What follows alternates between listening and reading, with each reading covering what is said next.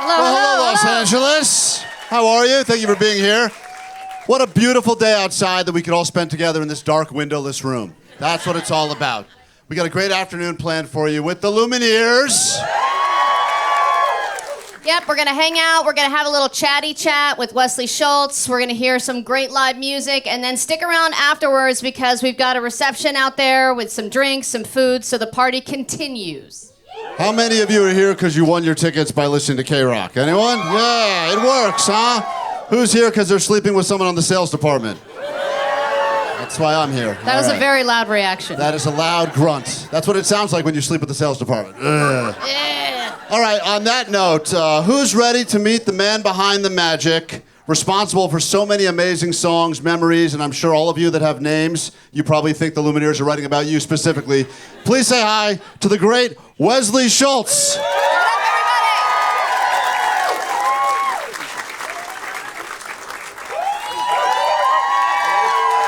Welcome. Thank you so much. Thank you for being here. We have to start with a bit of a mystery, and only you can solve this mystery. Because on the new album, which, by the way, came out on Valentine's Day, guys, this is very exciting. You have a song where you mention a crime that we believe took place while you were last here at KROQ. Can you confirm or deny? Because Allie has the lyrics of the song, same old song. She will read you. This is the evidence of the song. Do you mind if I read this first, Wesley? Yeah, like evidence, like Exhibit A. Exhibit A, that's right. Read to the jury, yeah. In La Brea, where the tar pit's black, like a starving mouth for the innocent, you said the boulevard was not that bad, and they jacked our van with the instruments. In broad daylight, they popped the trunk and left the keys behind. The cops pretend to care. I'll never see my mom's guitar again. Wesley, are we responsible for you losing your mom's guitar forever? I just want to point out, I kind of jacked Elton John's lyric in that also. The boulevard was not that bad. Thanks, Elton. That's the real crime here. Yes. Let's bring the plagiarism front and center. Yeah, it was 2011 actually. So you guys wouldn't have played us back then, sadly. We didn't have any. This really backfired on us. And we're not good detectives. We would have loved to have been playing on KROQ. We were filming. They would call it like a takeaway show, where you would show up and it was one take, so you couldn't edit and you couldn't fix anything. And we went into the La Brea Park by the tar pits, and I think the only instrument we had is a mandolin. So we were playing that song "Classy Girls," and our friend was filming us. And we came back to the minivan, and it was like 3:30 in the afternoon, and the trunk had been just popped open with like some sort of like crude whatever it was. And why am I not thinking of that name? What is that? Yeah, yeah. Not even that. It wasn't even a crowbar. It was just a screwdriver. I don't know why I'm not. And anyway, we were just confused. Like we opened up the trunk, and we're like, oh. Where are the? That's funny. Where are the instruments? Because it's just daytime. You don't think, and it's a really busy street. Right. And then they took everything, but they left the keys behind. Meaning they left the keyboard because we didn't. That was too heavy for them. Sure. Or too big, too worthless. I don't know. So, but I wrote a lot of those songs on my mom's guitar that they took. So it was kind of sad. Well, the crime has gotten a lot better in LA since then. Just want you to know. Well, we were crime. We filled out a police report, and on the top right it has like your number of the day of crime. And we were like 1,472 of that. And the cop was like, "You're not going to see that again." Yeah. It's nice when they're real with you. Yeah. They're like, you're not So please, see no one anything. steal their instruments while they're here with us today. Let's give them a positive experience. The other cool thing, though, and I'm sorry to interrupt, but that rest of that tour, we had 3 more weeks to tour, and everyone along that tour lent us instruments. I remember one of the cities, the guy from the Four Non Blondes, who played acoustic guitar, gave us a guitar for that gig. Everywhere we went, with a cello, with guitars, with bass guitar. So it was like a really, a side of people that were so kind for the rest. And we were, again, nobodies. They weren't playing us. I don't know if I said that before. Oh, yeah. You made that very clear. When we last chatted, you were working on an album, and this was, I believe, the album 3, celebrating the 3rd chapter of the career of the Lumineers. And you were in the process, when we talked to you, you were trying to get cell phone reception because you were in the middle of the woods attempting to build a studio so that you could basically sequester yourself and come up with the right vibe for the album. When you were working on this new album, do you still have to go do that? That seems like a lot of effort. I never ended up building the studio, thankfully. Really? We just ended up recording in someone else's studio. Smart. It would have been very stressful. But I was in a yurt. I was probably talking to you in the yurt I have in the Catskills. And I've made a lot of demos there, and Jared and I have recorded out there. That's where we made our last 4 records, was out in the middle of nowhere. Was it ironically planned to have this album come out on Valentine's Day? Because you obviously know how to write a love song. You've written many successful ones. But this album, to me, seems like one of your darker albums. It's very autobiographical. I don't know what you're trying to say about it. Well, I mean, you got songs called Asshole and Ativan, and there's some political stuff in there. You talk about getting your van jacked. Yeah. I guess I'm just a negative. No, I'm kidding. We didn't put it out on purpose on Valentine's Day, but in our first music video for this album, on Same Old Song, Jared was drumming with roses that were attached to his sticks. And so we took a photo of that, and then people were like, is that a clue on Reddit? It's like they were following some rabbit hole, and they were actually correct because it was coming out on Valentine's Day. But no, we're not that well planned out. Thank you for saying I write love songs, because I always feel like they're so sad. So. Well, a lot of your songs have been used as people's songs in weddings and whatnot, but as somebody who's provided songs for many couples, do you and your wife have a song, and is it a Lumineers song?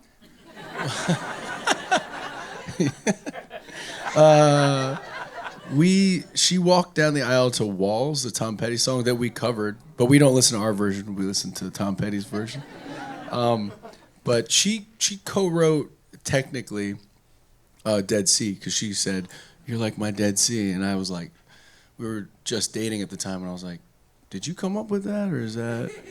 And she's like, yeah, and then on Valentine's Day, I actually gave her that a demo of that, and I snuck it into a box of chocolates, like I cut out a CD shape, put the CD in, hid it in the box, but I did it to kind of roast her, because she said she hates people that give boxes of chocolates as a gift. Yeah. So we were apart. I was recording and I sent it to her, and she didn't even open it. She was so mad. Like, he doesn't listen to me. And I was like, well, did you open it? She said, no. She turned around, opened it up, and she was like crying. It was very sweet. But what a romantic. I did the same trick with a box of chocolates on my penis, and my wife thought that was totally unacceptable. She hates Valentine's Day. I want to talk about the song Asshole, because you claim that people, when they first meet you, think that you're an asshole. What is it about you? Because you don't seem asshole. Yeah, you're a nice guy. Every time we've chatted, you've been super nice. What do you think makes someone come across like an asshole at first impression? It's just something people tell me every once in a while. Like my roommates in college, my wife, my brother. I think part of it is that I'm very honest, almost to a fault, and when I first meet people, I don't know how to like switch that off, and so I might say what I really think about something. How's this interview going so far? How do you think this is going? It was going well to the dick in the box thing, but I agree. See what I mean? Like, do you still like me, or am I? Yeah, of course. No, it's more of like there's a lot of, I think, humor. For those of you who have listened to the new record, I hope if you haven't, check it out. I think there's a lot more of like a sense of humor about it, because I was telling a lot of other people's stories in the previous albums, and I felt a lot more at liberty to make fun of myself in these songs. So like on Same Old Song, it says, I don't know what's wrong with me. I killed the mood so naturally. It's like, and later in the song, I think I'm vomiting, like, the party has been done for hours. I'm laying on the bathroom tile and spilling all my guts below the throne. The throne is the toilet. But I think there's like, it's okay to make fun of yourself. Like for me, I was laughing out loud at a lot of the stuff we were writing, especially coming up with Asshole, because I thought, I can say that quite honestly, and it's not about someone else. So it was nice. Yeah. You're obviously going to play some shows. You're doing another tour, and as somebody who's been on many tours, especially your first one, where you were, I think, playing several cities. I think you played South Carolina like 3 different times, and you didn't really have places to sleep. Thinking back to that first tour, what were some of the weirdest places you slept in? Because I heard you were sleeping at the houses of fans and air mattresses and all kinds of weird places. Yeah, I was on the doorstep of 30, sleeping on an air mattress. It was grim, But Stealth, who's going to come up and play piano in just a little bit with me, he was key to staying in some of the weirdest houses I've ever stayed in. no electricity sometimes, no running water. There was a guy named Badger. I remember waking up and he's like, "Hi, I'm Badger," and I'm like, "I'm not staying. Like, I don't want to stay here." We stayed in a place that was called they called it a living museum or something, and they didn't have heat at night. And there was a lot more to that story that I can't really go into, but it was it was like a lot of good. I remember staying at fans' houses in Reno, and they cooked like everything they had in their freezer. They like this guy's like, "You never heard a corn dog?" I'm like, "No, he just cooked corn dogs." He cooked like Wayne. Like, everything was being made for us in the middle of the night, and we're like, "This guy's the nicest guy." And then now that you're so successful, have any of these people reached out to you and said, "Hey, I let you sleep on my couch for 2 weeks"? when you were on sometimes, tour?" yeah. I still have the same number, so every time I'm like, It's corn dog guy. Yeah, corn dog. Right. Exactly. Right, I get it. I know. "You owe me, man." I'm like, "I do. I actually do. Yeah." But at the beginning, when things were hard, I mean, it took you guys a while to come out with, a hit song. You know, I think you said you were almost 30. And was there ever a time leading up that you were like, "Man, how do I stay in the game? Like, what if I decide to just be a bartender?" Like, did you ever have a moment like that? And how did you talk yourself through that experience? Yeah, so I had a friend who was interning at Island Def Jam, and meaning he just listened to music all day long, and then his only job was to like pass it on to someone above him, who would then listen to those and pass what he liked on, and it kind of went up the chain. And he's like, "We have a policy that if anybody's like 28 or older, we don't listen to their music." You know? And I had just turned like 29. I was like, "Fuck."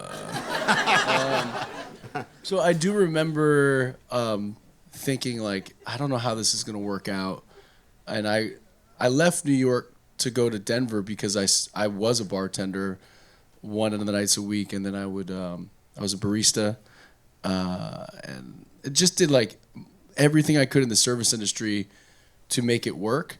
And then I had this realization that I was getting like way better at making drinks than making music. Like I was like spending all my time just trying to make the rent in New York. So it brought me out to Denver just because I had no time for anything else, which I'm sure is like a predicament for like actors in LA. But in music, you can do it wherever. So the blessing of all that was that when I moved to Denver, you can't like tour around Denver that easily. So I had to go out to each coast. So our first tour was like in a minivan. We rented one of the smallest U-Haul trailer they offer, and took that up the West Coast, across the country, down to the East Coast, and back in a month. And I saw my brother at the tail end. My little brother. I went to his college and we played his living room.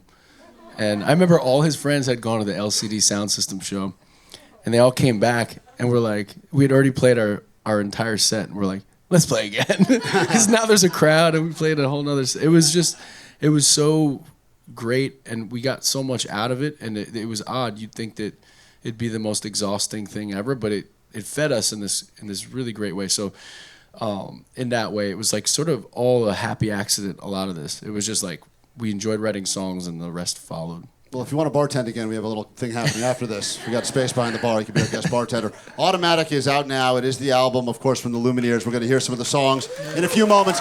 We don't want to hog all of your time, though, so we did ask your fans for questions, and we do have a couple of fan questions, rapid fire style. Allie, give them question number 1. All right, this comes from Eric in Northridge. Between you and Jeremiah, how many hats are packed for any given tour? He only really has one and a backup, I'm guessing. He's been wearing that fedora for like 20 years. It's the same one? I No, always it's thought not it the was a same. new one. He loses a lot of things. It's not the same one, but it has been the same one for like same style forever. He has like 50 pairs of everything he has because he loses stuff sometimes. I got like 10 hats on me, but they're mostly these now, so they're easier to pack. Trista, DDS, a dentist, wanted to know, have you ever been sued or wanted to sue Lumineers, the dental veneers?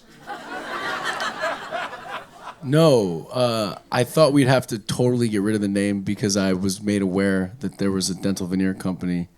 Like, full disclosure, we were playing an open mic in Jersey City in 2007. This guy just was like, "Up next, the Lumineers," and we weren't the Lumineers. We were Wesley Jeremiah. And we were like, that sounds cool. That's a good name.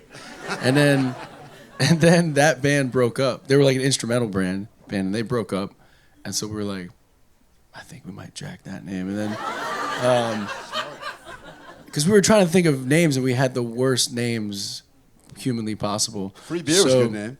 It was a bad name. Yeah, it's misleading. Trust me. But anyway, no, I would not sue them, and I didn't want to be sued by them. And somehow, because they're unrelated, they couldn't sue us. Great. And the rest is. But they do pay a lot of money to come up in the search, I've heard. Oh, Like over they- you guys? Yeah, like they have to pay extra so that they populate the search, and I'm like, It's crazy. sorry, Damn. guys. Yeah. If you have a new song called Ativan. If Ativan called and asked you to be the official song in their commercial, would you say yes? Yes. Final question, and then we will get ready for some live music here at KROQ. Band swap question from Sean D. If you could join any other band for a night or a mini tour, which band would you want to take the leads or guitar in? That's a really good question. There's a lot of bands I love watching live. I'm trying to think. One time, does that have to be still playing? Growing up, I loved like Led Zeppelin a lot. That would be amazing. A more like modern band, I would say. I saw Phoenix a few times, and they had 2 drummers, and it was just like so much energy. So I was just watching them, going, man, I wish we had 2 drummers, more energy, and less negative songs. But no, I'm just. Who's ready for some live music? All right. Wesley Schultz, Lumineers, thank you so much you, for all the Wes. songs, all the albums. Automatic. Good news, they're back in August to play a big show in L.A., which will be very exciting. There's a tour 2 rolls shows, through yeah. here. We can't wait. And just in a few moments, we'll be back on stage to bring them out for some live music. Thanks for being here. Thanks, guys.